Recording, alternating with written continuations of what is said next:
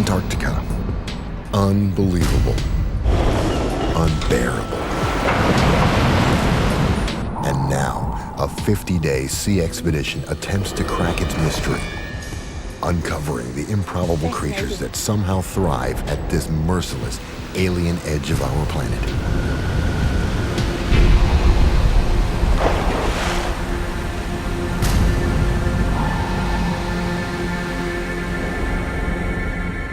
Day 1.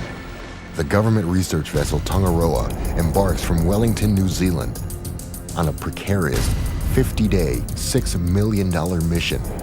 Destination, Antarctica. A voyage of potential discovery and definite danger. Just getting to the Ross Sea will tax the ship and crew. Navigating the mighty Southern Ocean and 460 kilometers of crushing sea ice.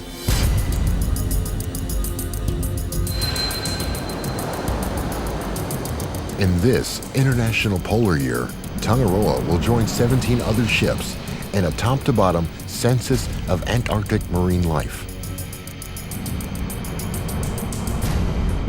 And Andrew Leachman is its captain. Like a telephone directory of everything that's down there, because it's never really been done. But satellite charts show the worst icing condition in years. Even with Tongaroa's 70-meter-long reinforced hull, this could be a mission impossible. Though he can hardly wait to get his hands on the strange, scaly creatures from the sea floor, marine biologist Andrew Stewart knows it'll be no dip in the ocean. The ocean is a very difficult environment to study. Down here in the Southern Ocean, everything is that much harder.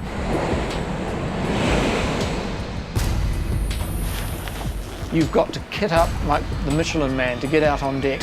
Everything takes so much more effort. Whatever happens, the 44 scientists and crew know they'd better play well together, because there's no turning back. They certainly won't lack toys. The team has new gadgets, new cameras, cutting-edge science to help them check the health of the ocean. Has overfishing caused harm? Is global warming forcing a sea change? The scientists aim to find out. Once they get past the seasickness. Ship's doctor, Jenny Visser, takes her job very seriously. Tongaroa will sail well beyond the reach of a helicopter rescue. If illness or injury strikes, help will come by slow boat or not at all. Dr. Jenny's skills could mean the difference between life and death. Right, how are we doing? Yeah, good. Bergie bit just over here. Yeah. 6 days out, the team spots its first iceberg. See that? It's on the radar. That's good. That's good. A free-floating chunk of ice calved off an ice shelf. This legendary menace of the high seas reveals only 1/8 of itself as it glides aimlessly and destructively through the water. Look out the port side, you'll see an iceberg. The team find it thrilling, an ominous hint of the hazards that lie ahead.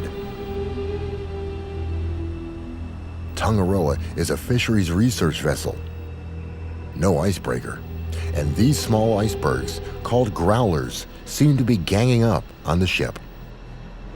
Obviously there's icebergs around, it's bergy water, there's a few growlers about.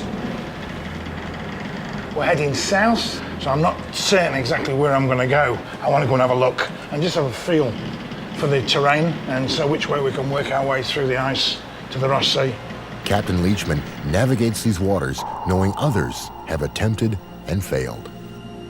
You're in the footsteps of Scott and Shackleton. It's a challenge.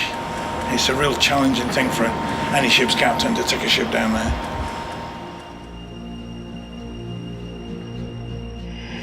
In 1914, Sir Ernest Shackleton's ship, Endurance, became trapped in sea ice. He and his crew spent a grueling winter battling the elements until the ice ultimately crushed and sunk the ship. It's an epic tale of Antarctic survival. And it replayed in 2007 when ice engulfed the tour ship Explorer in Antarctic waters. Read the history and you'll know why I'm very careful, because I know the rules. The rules are simple. Never underestimate the ice, and never turn your back on it. Satellite ice charts and reports from other ships will help guide him to the thinnest parts of the pack ice. Head scientist Stu Hanchett worries about the encroaching ice barrier scuttling their plans, but he trusts the captain. There was quite a bit of a concern whether we would in fact be able to get into the Ross Sea and achieve some of our objectives. We envisaged probably taking 2, maybe 3 days to break through the pack ice into the open waters of the Ross Sea itself. The Tongaroa may not be an icebreaker, but the ice doesn't know it.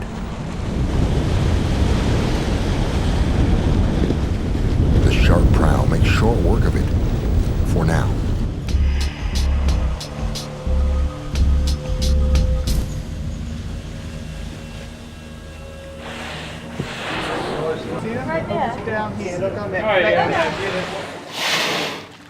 Off the stern, the minke whale finds sanctuary, scarfing down a hearty meal of krill among the ice chunks.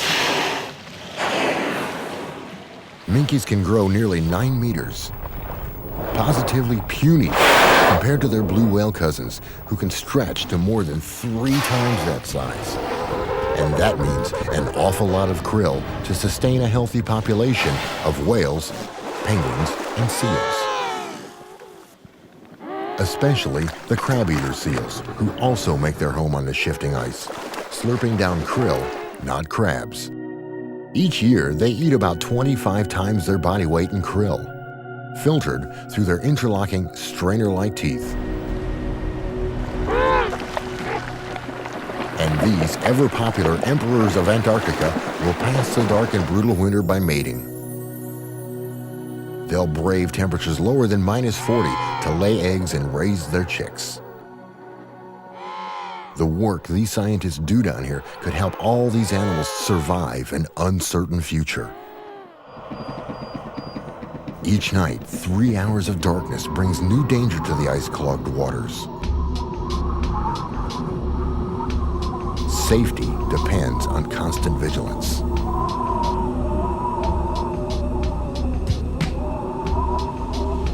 And this is only summer ice.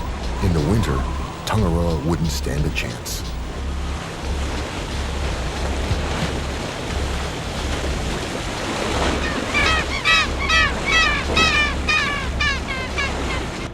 Right, how are we doing? Let's look. At last, the ship breaks free.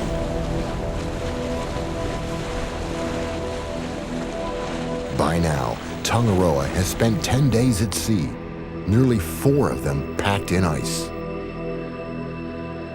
Wind and currents keep this part of the Ross Sea ice-free in summer. Voyage leader John Mitchell can breathe a little easier, but experience tells him he hasn't seen the last of it. It's always going to get in the way, regardless what you do. Even on the best ice years, you still get ice, and it's always where you want to be. While the sea stays calm and free of ice, the team prepares to plunge into an alien world. For the first time, these scientists will get to see what's down there, courtesy of the deep-towed imaging system they call DETIS, custom-made for this type of deep-sea exploration. Its high-definition video and stills cameras will act as the team's eyes in this high-pressure, low-light environment. Okay, we're ready to go. And we're in position, going ready.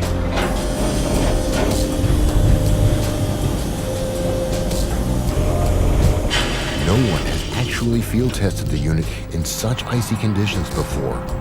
Too late to think about that now. Like an explorer dispatched to a foreign world, the imaging system begins its fact-finding mission.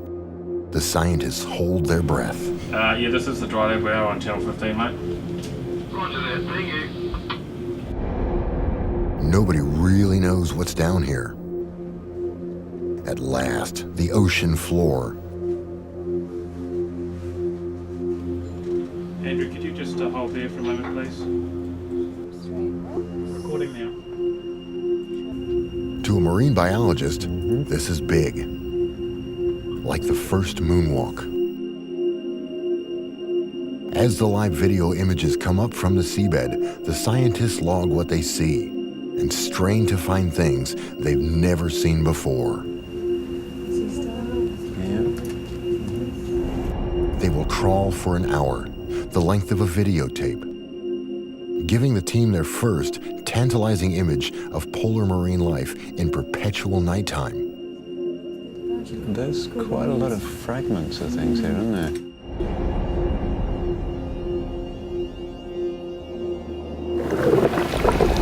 Now that they've seen the creatures on the video, they want to get their hands on them. For that, they'll need to trawl with nets, not cameras.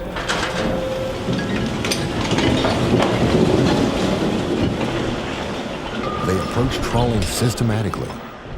First, they'll trawl the bottom of the ocean, sweeping across the floor to sample the bottom dwellers. Then they'll trawl at mid-level, collecting samples of free-swimming fish. Then skimming the surface for plankton. They'll also use specialized equipment to sample water and mud from directly beneath the ship to study its microbes and chemical makeup. As a commercial fishing practice, bottom trawling dredges up worldwide controversy because of damage to the seabed. Science, however, takes a gentler approach. You know, we have limited our trawls to about 15 or 20 minutes bottom time. The actual percentage of the total seabed area impacted by the bottom trawl is very small. It's chilly cold. But the bottom trawl doesn't even last 15 minutes before the rough seabed forces the crew to pull the net.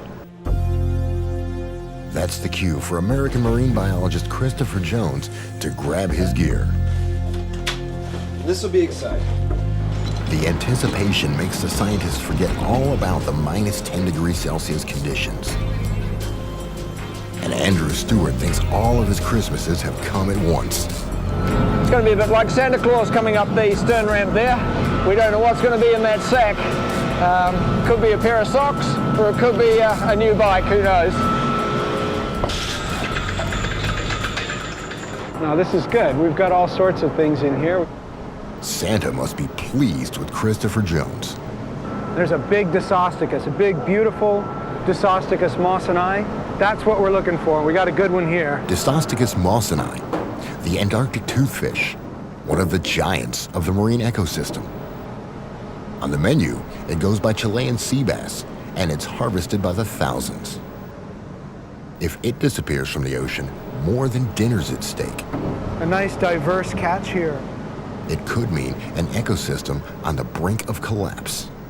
This is the fish that is probably the most economically important species that's being caught by the commercial fishery in the Southern Ocean.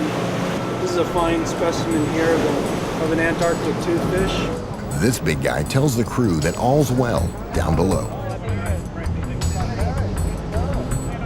The undersea camera built up the team's expectations about what they might collect. Yes! And the bottom trawl net delivers on its promise. Sponges, among the most primitive sea animals, have no nervous or digestive systems. They feed by filtering water through their pores. The trawl brought up an exotic specimen that weaves its body out of silica. That's a hexactinellid sponge, which is also known as a glass sponge, and a very slow growing, very irritating if you get any of the spicules on you.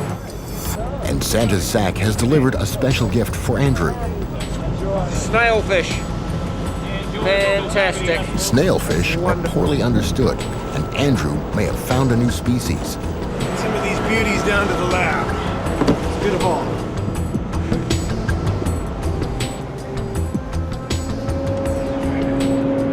This is why I came to Antarctica. Seeing things like this, it's just beyond words. We now have whole families of fishes that are found nowhere else in the world except in the Southern Ocean. And these are fascinating animals. These are the ice fishes. Temperatures above 5 degrees Celsius are too hot for them and in fact are lethal for them. The sea holds a dizzying variety of fish to baffle and thrill marine biologists. Nature even saw fit to make about 115 species of Andrew's snailfish. You have to look at such features as the shape of the teeth, the jaws, the shape of the gill rakers, as well as counts of the vertebrae, counts of the dorsal and anal fin rays. And then along comes the kind of discovery that blows biologists out of the water. Now, I have no idea which species this is at the moment. That colour pattern on the fins is like nothing I've ever seen before. Most scientists hope to find something truly new, but only a few actually accomplish it. Andrew might have discovered yet another new species, making him the first human to lay eyes on this creature that's evolved over millions of years. Though cut short, this first trawl offers something for everyone. Oh, I'm very happy with the first trawl. Yeah, we only had 10 minutes on the bottom. And there was some quite rough ground, so we had to haul early. But yeah, looks very good for the first one. Scientists have cataloged about 135 species of fish from the largely unexplored Ross Sea.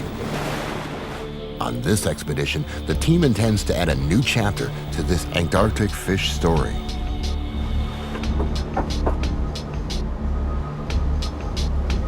In the depths of the ship, the team studies the fish finder to locate schools of small fish and krill, the foundation of the elaborate food chain. Since big fish depend on little fish, the scientists want to check their health. That means another fishing expedition. Yeah, hi Andrew, it's Richard here down in the acoustics lab. We're seeing a bit of a mark on our sounder down here. We're quite interested in doing a mid-water trawl. The target's spotted, the net's deployed.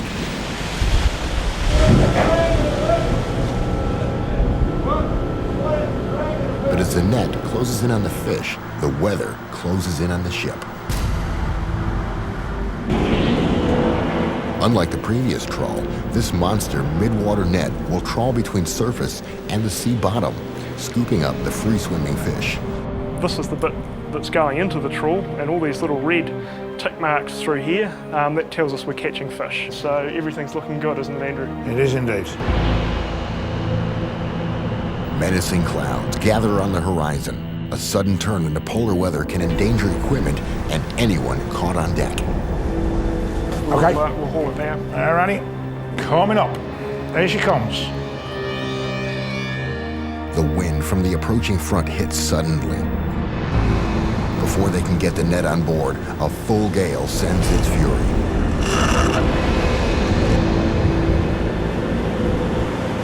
Hold it now, hold it now.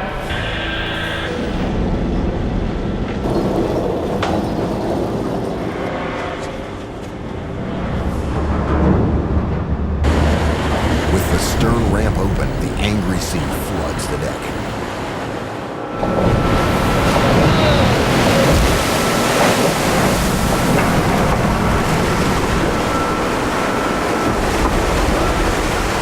Waves crashing over the stern can easily sweep a crew member into the icy, churning sea, where the cold shock can kill in 3 minutes. But the crew won't abandon the catch. The net overflows with silverfish, a very healthy sign.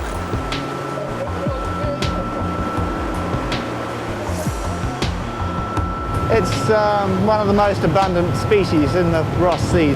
It's eaten by quite a lot of species, so it's important in the food chain. Among the mass of silverfish, Andrew spies a lethal predator most likely feeding when snared. What's the name of that again, Andrew? Daggertooth. A daggertooth. Wonder what was called that.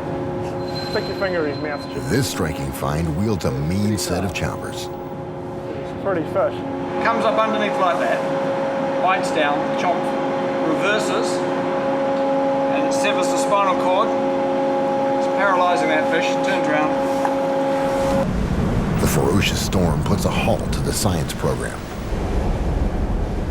The ship slows down to ride it out. Nature runs the show now, and the team battens down the hatches. This isn't fun, you know. Despite the boats pitching and rolling, life goes on. A well-stocked galley serves those who could still manage to keep the food down. Whatever the sea throws at them, the team takes in stride. Though striding in heavy swell does take some practice.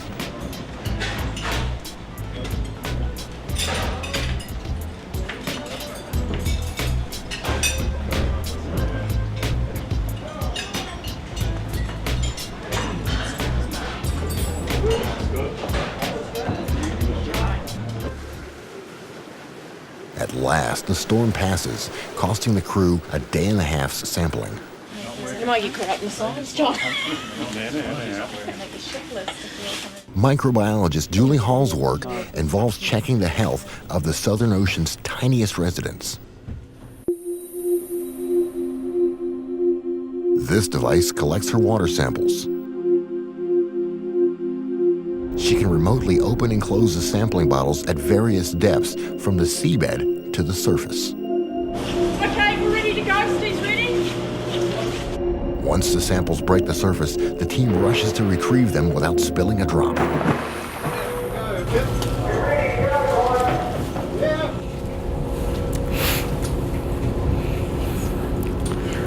As you can see, it's a difficult and dangerous operation, and the deck crew have to be really careful bringing it on board in such rough and slippery conditions. So we're going to pull it round into the garage so that we're out of the wind with the sampling, and then we'll start taking the samples off the bottles. She wants to see if increased greenhouse gases in the ocean have any effect on life down here. She'll measure chemicals, water temperature, and bacteria in the sea. We've got the water from that coming out and going in about 10 different directions for analysis of nutrients in the water, chlorophyll, phytoplankton. We're also looking at viruses, the microzooplankton, those very, very tiny zooplankton. Her work in this far-off sea may have global implications, but Julie's about to feel the full weight of her isolation from the world back home.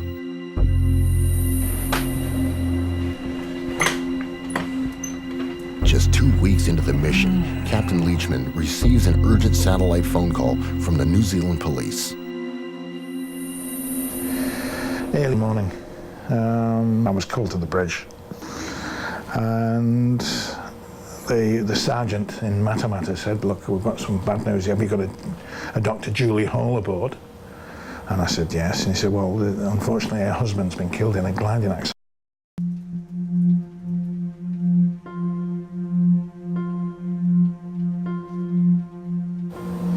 Anyway, what I did do is got Julie up and sat her down.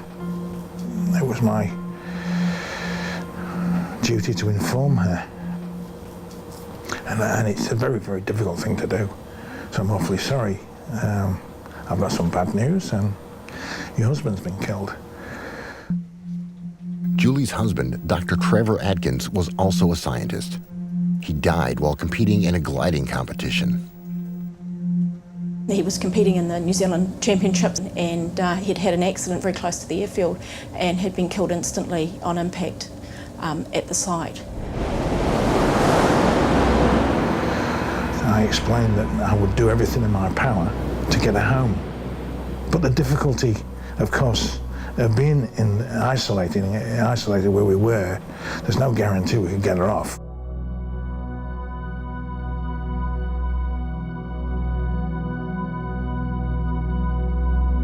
Fickle weather and enormous distances have conspired against Julie.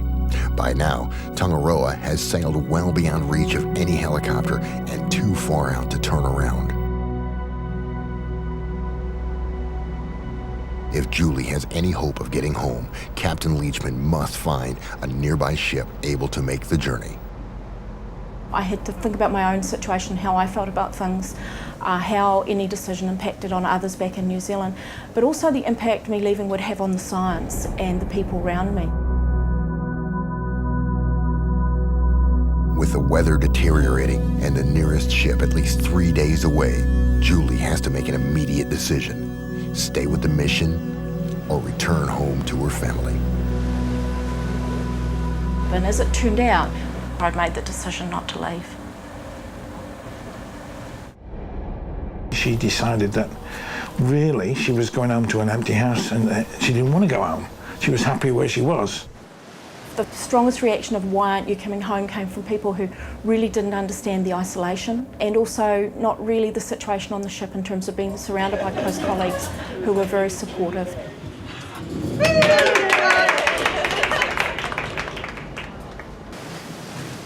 As they edge their way along the Ross Ice Shelf, the wind kicks up an icy spray. Just another summer day in the Antarctic. The temperature plunges to -14 Celsius and spray freezes on contact. The next deep-towed imaging deployment gets put on hold, much to the crew's relief. Such is the life of a sailor. Everything's frozen, including us. And the forecast gets even more chilling. Okay, this satellite image that just came in this morning to show us the current state of play. The southern Ross Sea is refreezing faster than expected, already covering several of their planned sampling stations. It could be arduous. If the southerly wind continues, the whole thing is going to freeze up and it'll be like operating in fresh set concrete, so it's not good. We won't be able to do much sampling if those conditions prevail. With the water temperature down to -1.8 Celsius, the sea starts to freeze in a spectacular, if alarming, display. It stretches to the horizon in every direction and can potentially strand the ship.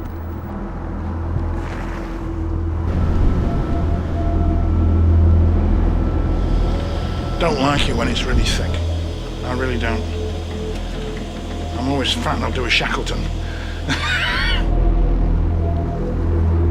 The pancake ice has begun, heralding one of the planet's greatest annual displays, the freezing of seas around Antarctica.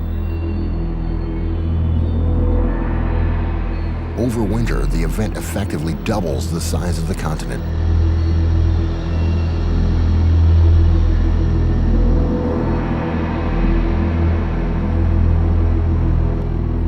The science leaders call an emergency strategy meeting. Morning all. I think the general consensus is now that we don't go much further east than here, which is probably a good idea because looking out the window. They agree to continue their work here as long as they can before the ocean freezes solid. Because at the southernmost extremity of our activities, we're going to do a Detus tow and then we will proceed northwest.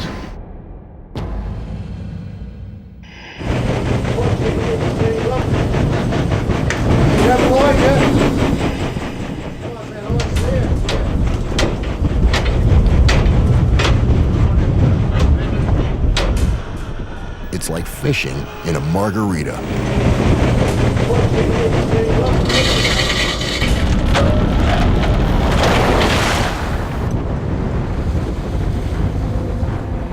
The slushy turmoil on the surface hides the calm waters below. As Antarctica began its deep freeze over 30 million years ago, life here evolved and flourished. Now comes a new challenge.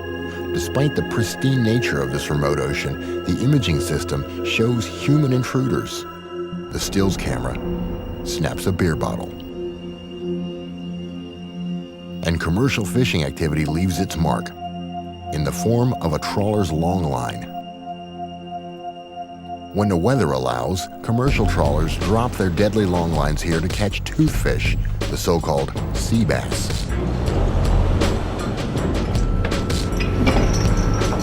This healthy specimen means more than tonight's dinner special. Sizable toothfish, you reckon? It's the poster child for good fishing management. Elsewhere in the southern seas, indiscriminate practices have dangerously depleted its relative, the Patagonian toothfish. But stricter Antarctic regulations allow us to have our fish and eat it too. Christopher Jones hopes it stays that way. It's the one fish that human beings are having the greatest impact on. We're okay now, but we have to be very, very cautious if we decide to increase the catch. This whopper weighs an incredible 56.8 kilograms, and still only half the size these mighty fish can grow. In one recent summer, the longliners relieved the Ross Sea of 3,000 tons of them, while Tongaroa has only caught 5 for research. There may still be plenty of fish in the sea, but these scientists are always chasing the one that got away. Besides catching a mammoth toothfish, the team has also collected some of its favorite food, including the glacial squid. That's a lovely specimen of the glacial squid. Very nice condition indeed for a very delicate squid. Squid and octopus, fragile members of the rich and diverse cephalopod family, live in every climate and at every depth. They may look bizarre, but they boast the biggest brains among the invertebrates. Like any spineless creature, a squid's first instinct is to hide. But a cornered one has some potent weapons in its armory, like this parrot-like beak that can deliver a nasty peck, or these lethal hooks used for snaring prey. But right now, Darren Stevens has snared his catch of the day, an incredibly rare deep water octopus. This is a lovely specimen of Staurateuthis. It's another one of the Dumbo octopus and a very gelatinous individual.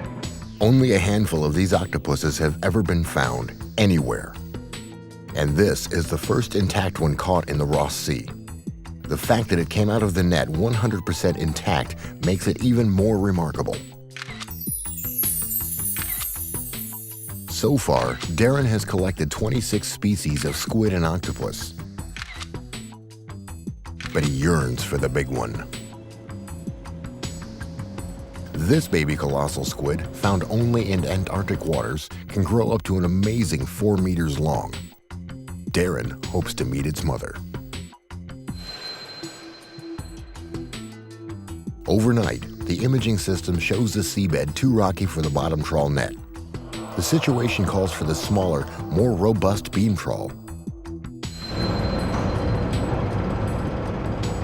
Instead of the steel doors, a large wooden beam props open the mouth of the net. Here we go. As the net pulls in, the team eagerly awaits its catch from 1,600 meters down. It feels like they've hooked the big one. Oh, yeah. Perhaps it's Darren's colossal squid. Well, yeah, I heard something go whoomp right there. Not a squid, but colossal all the same. Well, it looks like we might have done a little bit more geologic sampling. Oh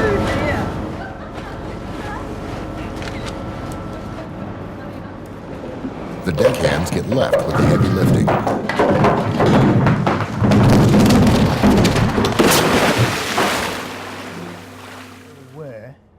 Studying the latest satellite charts, Captain Leachman finds a pathway through the ice barrier, if they leave right away.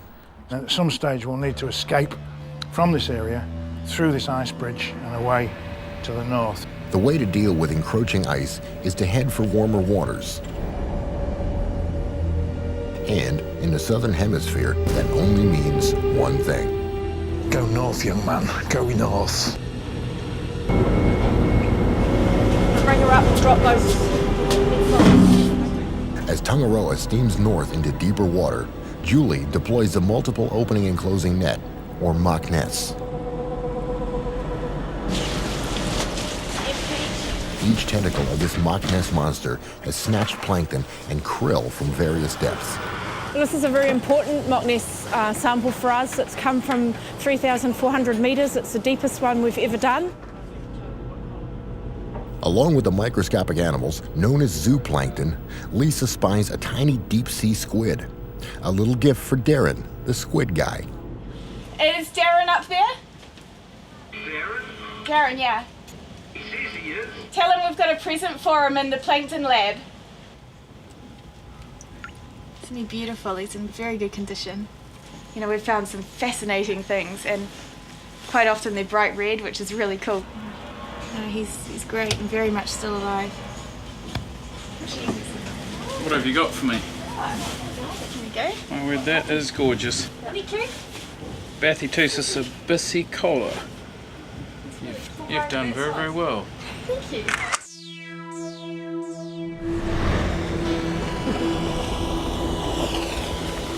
As Tangaroa nudges north into the sea ice, the work in the plankton lab goes on.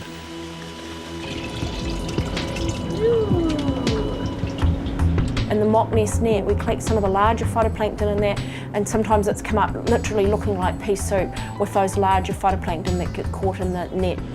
I'm amazed at the amount of life in here. It certainly looks quite productive, a lot more productive than I'd imagined for Antarctic waters.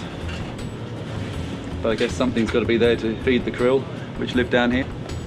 The mid-trawl net hauled up plenty of krill, and Chris gets the smelly job of weighing and measuring every last one of them.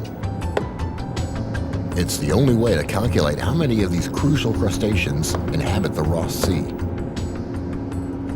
Krill really drive most of the ecosystem.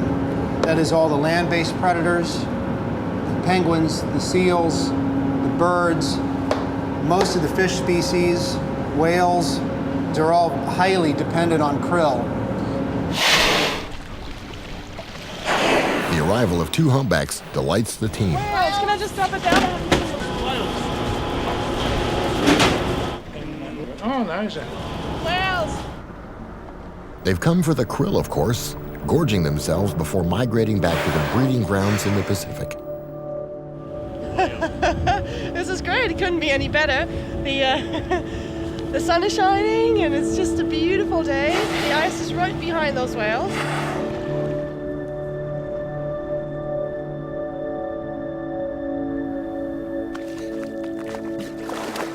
Emperor penguins also come for the all-you-can-eat buffet. After laying their eggs in the dead of winter, the females complete an arduous trek from open water to feed the chicks. And krill, one of the lowest links in the food chain, becomes a meal fit for an emperor.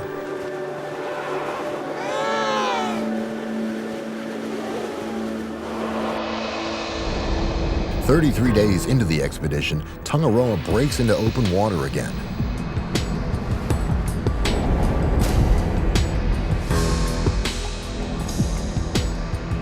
On the horizon looms Scott Island and Haggett's Pillar. These insignificant-looking rocks are actually the top of a seamount,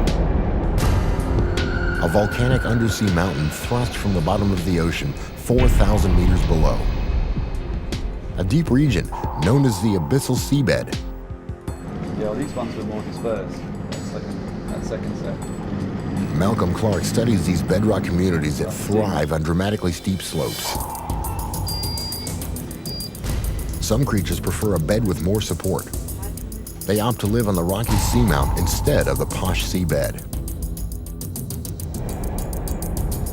So animals that need to attach to something really hard, like corals, sponges, they're able to latch on and again survive where the soft sediment of the abyssal plains doesn't enable them to survive.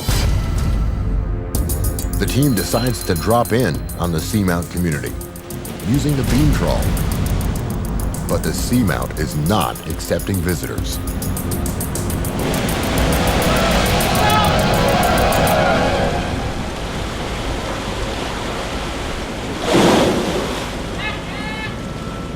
Up comes nothing but the tangled cables of the broken trawl. The wooden beam is smashed in two. From the details, it looked pretty good. So worth a go, and it's just one of the risks we take. They need to repair it, or they're dead in the water. The crew is optimistic. It's not going to take long. I mean, if you give us an hour or so, we'll have it done. They cut out the tangled wire and splice it back together.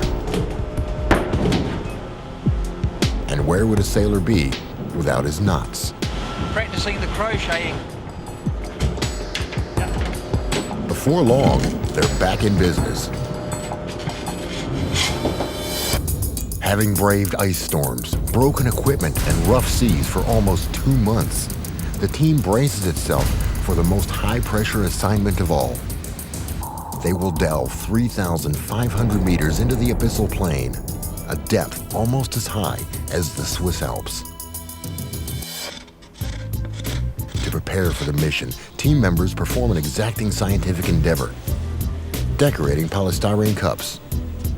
Because they've been made and compressed with air, when we put them down to the deep, they'll hopefully compress and get smaller and smaller and smaller, and eventually we hope they'll turn out basically like thimbles. We're in position. It will endure 300 times more pressure than we experience every day.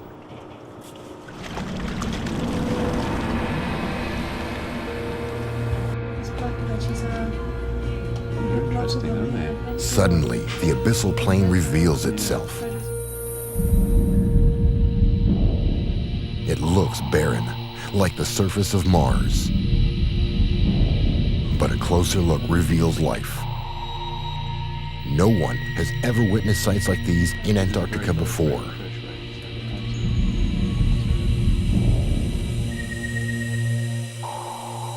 Then, something goes horribly wrong. We've just lost the video. Yeah, we just noticed that now. We're just going to see what happens. We're wondering what's going on. It could be a minor malfunction or a catastrophic failure. It just concerns me when you get to that depth that it suddenly goes. You sort of think, oh god, the pressure hasn't broken a seal or something. They haul the apparatus back up and see the problem right away.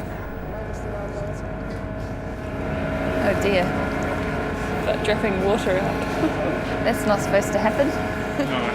Yeah, what's happened is the pressure has been too great for the glass in the bottom, and it's got a hairline crack across it. Remarkably, the camera continued to operate, allowing Chas Marriott to replay its destruction. You can see a crack started to form across the glass lens on the front of the housing, and as we scroll through the frames, you can see water starting to seep into the housing. It's these blurry bits here, and slowly filling up the bottom of the housing, and the lens of water evens out across the glass. You can still see all the photos quite clearly again. For the rest of the team, the experiment is a crushing success. 300 atmospheres of pressure, bearing down equally on all sides, have miniaturized them without damage. Oh, they're great! Even the illustrations and lettering remain in perfect miniature. The team also take the opportunity to trawl the bottom, having fed out more than 5,000 meters of the repaired cable into the sea.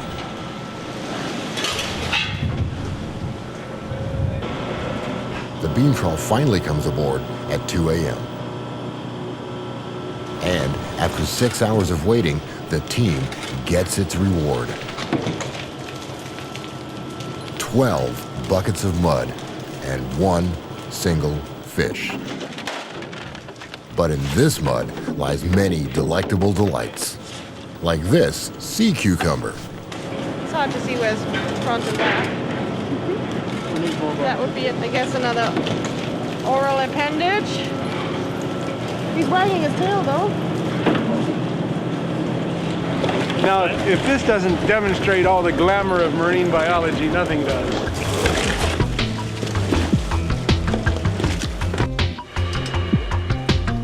Karine has cleaned up her sea cucumber for a better look.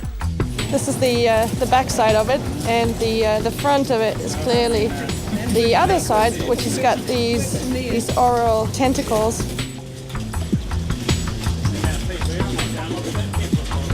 Then, Karine finds an even more curious specimen. It has something quite interesting at the front, which sort of liken it a little bit to as a hippopotamus. We don't know how many are down there. We don't know how common this is. I have never seen anything like this before. Sea cucumbers are the ocean's vacuum cleaners. walking along the bottom, sucking nutrients out of the mud they eat. The video enables the scientists to observe them in all their sluggish action. Scientists recognize about 1,200 species of sea cucumbers, none of them very attractive, except maybe to a marine biologist. But as the expedition winds down, they'll encounter creatures strange by any standard. 44 days into the voyage, and the last day of sampling has arrived. It's also Andrew's 50th birthday. The team has stayed up late to prepare a surprise.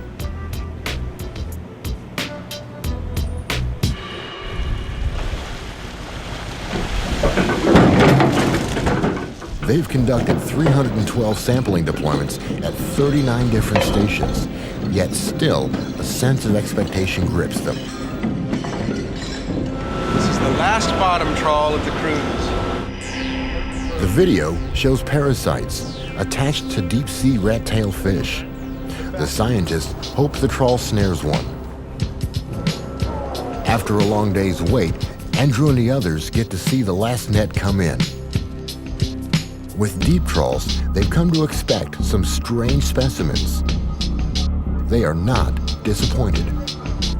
These abyssal fish have evolved to cope with the crushing pressure down below. But when they're pulled to the surface, their guts blow up like a balloon. As they've come up, the pressures cause their swim bladders to expand and blow out their mouths. Unfortunately, it doesn't do them much good. And the fish with its horrifying host has turned up in the net. One of these big parasites right here on the rat tail. You can see that thing, it's got a tube, part of it goes in well down into the body cavity.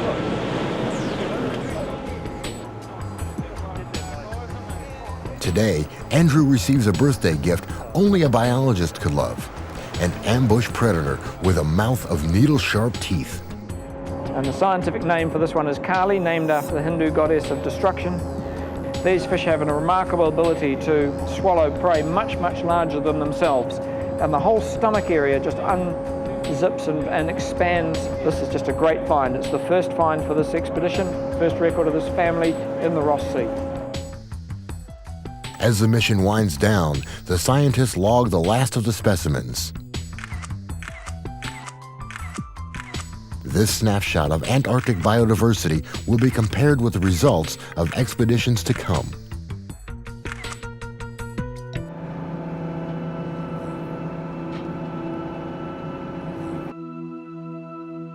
As they head back to New Zealand, Captain Leachman reflects on Tangaroa's 7,000 nautical mile journey through one of the most challenging oceans on Earth. Once you've had a touch of it and seen the visibility, see 200 miles, see Mount Melbourne pink in the midnight sun. Oh, I mean, there's no words can't describe just the beauty of it all. It's wonderful. And would he go again? Oh, of course.